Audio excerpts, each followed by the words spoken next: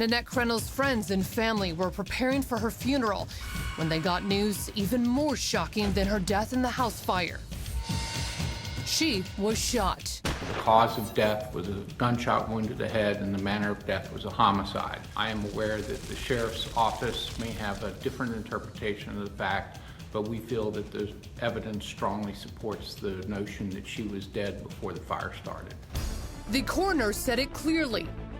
It was homicide, not suicide. The fire didn't kill Nanette. When you heard murder, what went through your mind? I still can't fathom or understand how that even came to be.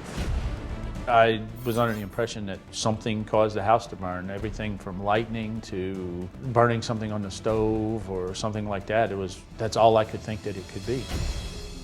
My response was, I knew it. I knew it. I knew somebody did this. She didn't just die in that fire.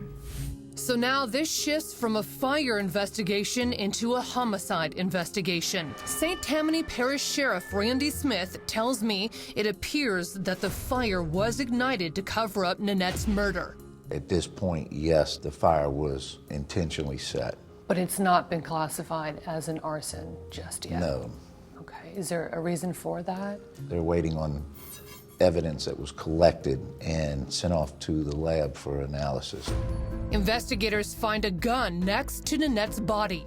We did locate a gun that we believe could have been used to kill Nanette. That gun was sent off for ballistics testing, and unfortunately, due to the hot temperatures of this fire, we weren't able to pinpoint whether the ballistics matched the bullet that was discovered within her head. There's a strong possibility that that was the gun that killed Nanette.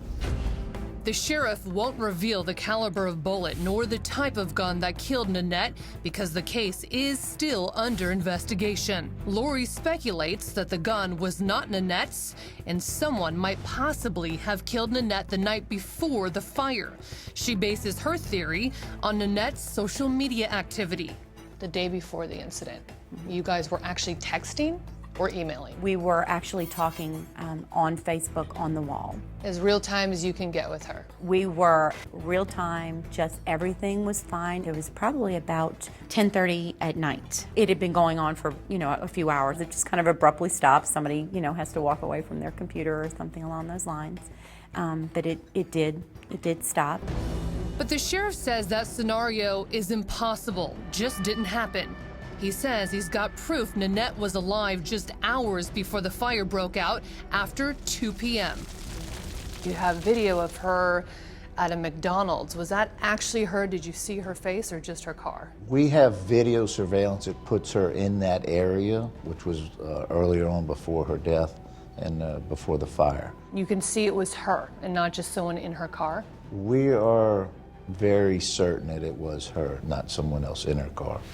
We asked the sheriff to see the video, but he says because this is an active case, he can't release it. What about the security cameras Nanette and Stephen had throughout their property? Did you capture anything that was useful? Unfortunately, due to the severe damage that caused from the fire, the hot fire, the video surveillance recorder and most of the cameras that were in place were destroyed. We also sent that off to the FBI to get their expert analysis, but unfortunately it was too badly destroyed. Random or related? What's your hunch at this point? Whoever did this, I believe, knew her, knew the layout of the residence, the location. I don't see this as a random act of violence. Not random, intentionally set, the words from the sheriff. So the first person investigators looked at is the one person who knows everything about fires. And of course, the chief, Stephen, was our first person of interest. The fire chief, Nanette's husband, Stephen. You would be a person of interest because you're the husband. It was a well-set fire. You're a fire chief. I was never offended or upset when the police were investigating me and looking at everything. That, to me, made perfect sense.